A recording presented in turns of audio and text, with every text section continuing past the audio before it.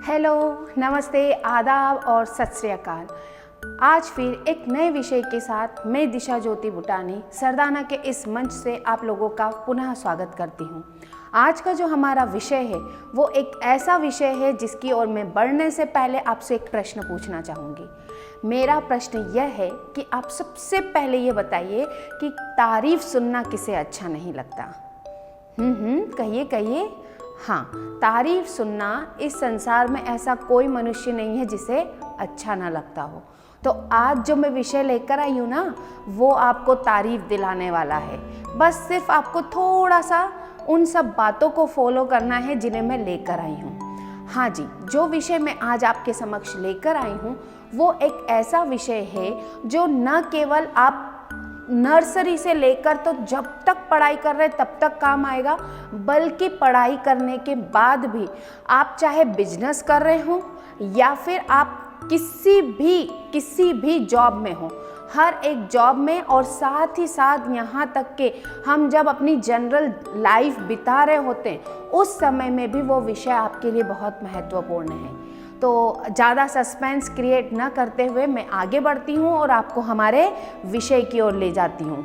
तो आज का जो हमारा विषय है वो है सुंदर व शुद्ध लेखन। जी हाँ, सुंदर व शुद्ध लेखन ये सिर्फ न केवल हमें पढ़ने लिखने के समय यानी कि जब हम पढ़ाई कर रहे हैं, कोई परीक्षा दे रहे हैं उस समय में ही नहीं, बल्कि जब हम पढ़ाई कर चुके होते हैं और हमें जनरली कहीं देखो, आज का समय ऐसा है कि हमें कभी कहीं एप्लीकेशन देनी होती है तो कहीं प्रार्थना पत्र देना होता है, तो कभी क्या बात होती है, कभी क्या बात होती है, यानी किसी न किसी रूप में कागजातों की जो कार्यवाही है वो चलती ही रहती है। और उन कागजातों में हमें अधिकांशतः हिंदी में ही हमारी जो बातें हैं वो लिख कर देनी होती हैं। मैं यहाँ पर न केवल हिंदी की बल्कि आपको इंग्लिश की जो हैंडराइटिंग है उसकी भी बात करूँगी। तो यहाँ पर हमें किस तरह से सुंदर और शुद्ध लिखना चाहिए ये जानना अत्यंत आवश्यक है। हाँ, इससे पहले मैं एक बात और कहूँगी कि देखिए, ऐसा नहीं है कि सुंदर लिखे बगैर काम नहीं होगा या शुद्ध लिखे बगैर काम नहीं होगा, लेकिन यदि हम सुंदर भी लिखें और शुद्ध भी लिखें तो उसका एक अलग प्रभाव जरूर पड़ता है। इसका मैं एक उदाहरण देकर आपको बताना चाहूँगी कि मान लीजिए कि आपका पास एक छोटा बेबी है। वो बेबी किसी का भी हो सकता है, मतलब आपने कभी ना कभी कोई ना कोई बेबी बच्चा देखा होगा, मतलब 2 इयर्स तक का। तो वो बच्चा जब गंदा होता है तो हम उसे कोई भी नहीं उठाना पसंद करते। क्यों? क्योंकि वो गंदा होता है और ना हम उसे प्यार करना पसंद करेंगे। लेकिन वही बच्चा यदि मस्त तैयार हो, पाउडर वगैरह लगा हुआ हो, तो हम झट से उसे उठा लेंगे। बिल्कुल वैसी ही हमारी हैंडराइटिंग है। यदि इस हैंडराइटिंग को हम सुंदर लिखें, शुद्ध लिखें तो हर कोई उसे अपना लेगा। एक चीज़। दूसरी चीज़, उसकी वजह से यदि वो खराब है तो हमें शर्माना पड़ता है। यानी कि मान लीजिए कि एक बच्चा है जो वो अपना कुछ वर्क कर ही रहा था और अचानक मेहमान आ गए तो जल्दी से कॉपी बंद कर देगा। क्यों? क्योंकि उसे पता है कि उसकी हैंडराइटिंग अच्छी नहीं है और वो भागेगा। लेकिन वहीं अगर उसकी हैंडराइटिंग बहुत सुंदर है तो वो जानबूझकर खोला हुआ ही रखेगा। क्यों? ताकि वो ये चाहेगा कि वो लोग देखें और वो उसकी तारीफ करें। तो हर किसी को तारीफ सुनना अच्छा लगा। आ गए हम हमारे पॉइंट पर। तो आइए मैं आपको कुछ आसान तरीके बताती हूँ जिसकी वजह से आप अपनी हैंडराइटिंग को सुंदर बना सकते हैं। पहले मैं आपको सुंदर हैंडराइटिंग के बारे में बताऊंगी, फिर हम बात करेंगे कि शुद्ध किस तरह से लिखा जा सकता है। तो सबसे पहले हम बात करते हैं सुंदर लेखन की। तो सुंदर लेखन के अंतर्गत मैं यहाँ पर सबसे पहले आप लोगों को हिंदी वर्णमाला का चार्ट दिखा रही हूँ। ठीक है, ये यहाँ पर अ से लेकर अह तक ये हमारे स्वर हुए और यहाँ पर क से लेकर ज्ञ तक ये हमारे व्यंजन हुए। इन्हें आप ध्यान से देख लीजिए। अब ये मैं आपको कोई अनाराम या क ख ग घ नहीं पढ़ा रही हूँ। एक्चुअली मैं आपको दिखा रही हूँ कि जो ये सही शेप है, यही सही शेप हमें सुंदर लिखने के लिए प्रेरित करते हैं। इन्हीं तरीके से लिखने पर हमारी हैंडराइटिंग सुंदर लगती हैं। तो इसी के अंतर्गत मैं आपको बताने वाली हूँ कि किस तरह से हमें सुंदर शेप लिखना चाहिए। तो यहाँ पर मैं कुछ थोड़ी सी ट्रिक आपको बताती जा रही हूँ जिससे कि आप आसानी से सुंदर लिख सकेंगे। मैं आपको सबसे पहले ये बता दूं कि इसे करने के लिए सबसे ज़्यादा जो ज़रूरी चीज़ है वो है प्रैक्टिस। अगर आप थोड़ी सी प्रैक्टिस करेंगे तो आप विश्वास कीजिए कि आपकी हैंडराइटिंग भी बहुत अच्छी हो जाएगी। शुरू में थोड़ा सा प्रयास करना होगा, लेकिन अंततः आपकी हैंडराइटिंग भी अच्छी हो जाएगी।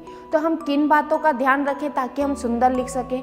तो यहाँ मैं कुछ शेप के जो बनाने का तरीका है वो आपको बता रही हूँ। जैसे यहाँ पर आप ध्यान से देखिएगा, अ, आ, उ, ओ, औ, अह, ये एक ही कैटेगरी से बने हुए हैं, यानी कि इसमें एक छोटा सर्कल है, ठीक है, और उसके बाद दूसरा जो है वो बड़ा सर्कल है। ये देखिए, ये छोटा सर्कल और फिर ये बड़ा सर्कल, ठीक है। हमें क्या करना है, पहले छोटा और फिर बड़ा बनाना है और यहाँ से लाइन खींचकर बराबर लाइन लेनी है।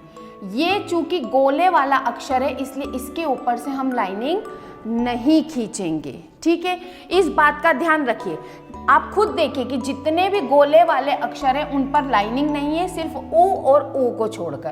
कारण कि ऊ और ऊ के ऊपर कुछ भी नहीं है, या पास में लाइन खींचने के लिए कुछ नहीं है, इसलिए वहाँ पर क्या किया गया, उन्हीं के ऊपर लाइन खींच दी गई, नहीं तो बाकी किसी में भी लाइन खींची हुई नहीं है। तो हमें क्या करना है, छोटा सर्कल बनाना है, बड़ा सर्कल बनाना है, और इस लाइन को थोड़ा सा लंबा खींच सकते हैं तो और भी अच्छी बात है। ये लाइन जो है हमारी स्ट्रेट होनी चाहिए। बस इतना ध्यान रखा कि हमारा अ से लेकर अह तक के शेप सही बन जाएंगे।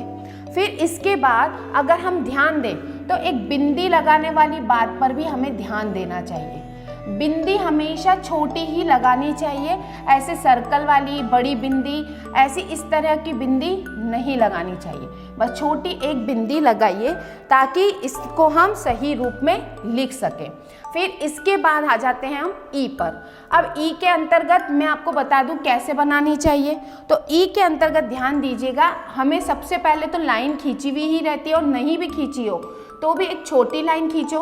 अब देख लीजिए, आप मेरा जो स्क्रीन है मेरी वो बहुत बड़ी है और उस पर मैंने इतनी छोटी लाइन खींची है, तो यानी आपको कॉपी में कितनी बड़ी लाइन खींचनी है ये आप इमेज कर सकते हैं। तो उस हिसाब से आपने छोटी सी लाइन खींची, इधर से सर्कल बनाया और इधर से बनाया, इतना बनाकर आपको छोड़ देना है और फिर यहाँ से लाइन खींच लेना है। ये बन गई हमारी इमली। अब ध्यान रखिएगा कि ये जो हम बना रहे हैं इसको हम ऐसे भी करके बना सकते हैं, सही शेप ज़्यादा ये अच्छा रहेगा। तो यहाँ पर ये क्या किया मैंने, इसके अंदर जो है यहाँ पर सर्कल नहीं बनाना है। हम क्या करते हैं, कितनी बार बनाते समय इसको ऐसे भी लिखते हैं, तो ये सही रूप में नहीं है।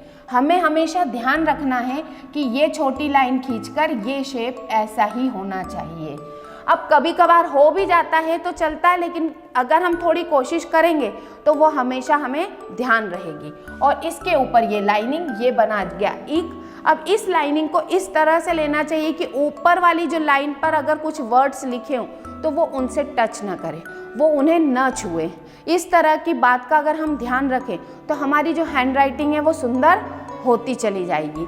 फिर इसके बाद अगर यहाँ देखें तो हमारे लिए ऋषि है। अब ऋषि को लिखते समय क्या करना चाहिए, तो ऋषि को लिखते समय ये ऊपर आपकी लाइन जो है इसको टच न करते हुए इसको गोल घुमा के लिखना चाहिए। इस चीज का ध्यान रखें कि हमें क्या करना है, ऊपर जो लाइन लगी हुई है वो हम न लिखें। और इसके बाद यहाँ पर जो फोर्थ एबीसीडी का आर होता है वो लिखकर हम इसको ऋषि बना सकते हैं। ये मैंने इजी वे में आपको बताया, देखिए उसमें आर जैसा ही बना हुआ है। फोर्थ एबीसीडी का आपने आर देखा होगा, वो ऐसा होता है, लेकिन हम वो वैसा ना बना के उसको थोड़ा सा तिरछा बना के ऋषि का बना सकते हैं। फिर से देखिए, इसी में हमारा त्रिशूल भी बन गया। ये ऐसे लाइन खींच के ये लाइन खींची, ये ऊपर की लाइन को टच नहीं होना चाहिए। क्यों नहीं होना चाहिए, क्योंकि यदि ये ऊपर की लाइन को टच होता है ना तो ये प्र दिखता है, प्र प्रकाश वाला प्रकाश दिखता है, ठीक है। तो यहाँ पर वो प्र नहीं बनाना है, ये ऐसा बनाने पर, ये ऊपर टच होने पर हमें कुछ और दिखाई देता है। तो इस तरह का ना बना के हम ऊपर वाली लाइन को, यहाँ देखिए ये यहाँ पर नहीं छू रहा है, ये यहाँ पर प्लेन है, ये प्लेन होना चाहिए, और यहीं से हमने आर बना दिया, तो ये बन गया ऋषि। ठीक है, ये हमारा सही शेप है। इसको आप चाहें तो इसे गोल घुमा लें, नहीं घुमाना है तो वैसा जैसे मैंने रखा था वैसा भी बना सकते हैं। ठीक है, अब ये यहाँ पर मैंने आपको ये इसलिए बताती जा रही हूँ क्योंकि ये छोटी छोटी सी गलती ही क्या करती है, शब्द को गलत बना देती है, वर्ण को गलत बना देती है, हैंड राइटिंग को खराब कर देती है। अब हम आ जाते हैं ए पर। ए के अंतर्गत क्या करना है, ये लाइन खींची, ये लाइन खींची, ये, और इसको ऐसे कर दिया, तो ये क्या बन गया हमारा ए। अब इसके 2-3 तरीके, या तो आप ऐसे भी बना सकते हैं, ठीक है, और ये तरीका भी सही है, 2 लाइन खींचो और इस तरह से बनाओ।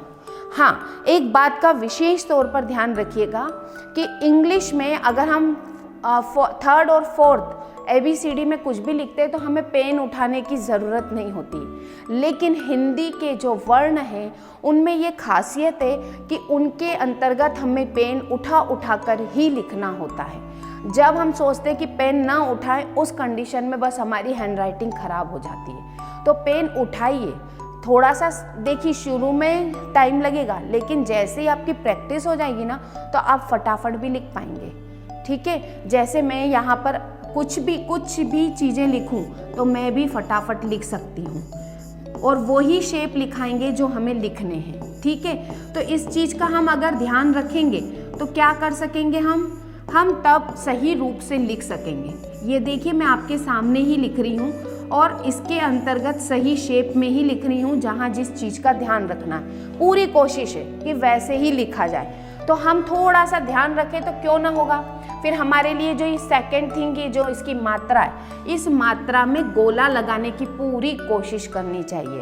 ये गोला छोटा हो तो बहुत बेहतर है, बड़ा भी होगा तो चलेगा, लेकिन ये इस तरह से जो लाइन खींचते हैं ना हम, वो अच्छी नहीं होती हैं।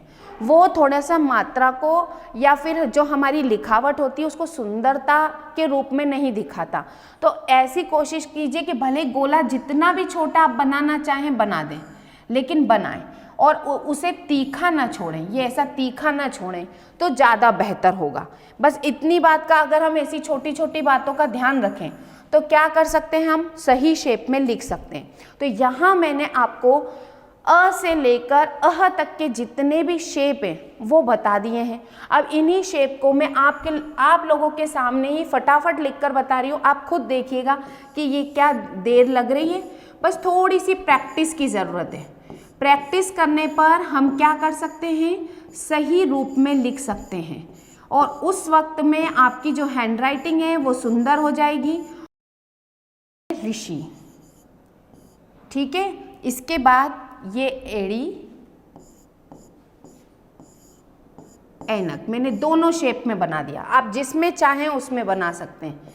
ये ओखली, ये औरत। औरत बनाते समय ध्यान दीजिएगा कि दोनों मात्रा एक ही जगह लगती है। हम कई बार क्या करते हैं, 2 अलग अलग रूप में मात्रा लगा देते हैं, तो ये 2 अलग अलग रूप में मात्रा नहीं लगती, एक साथ हमें मात्रा लगानी चाहिए। ठीक है, अलग अलग मात्रा नहीं लगानी चाहिए। फिर इसी तरह से अंगूर और इसी तरह से अह, ये 2 बिंदी। ठीक है, अगर हम ऐसी छोटी छोटी बातों का ध्यान रखेंगे तो हमारी जो हैंडराइटिंग है वह बढ़िया हो जाएगी।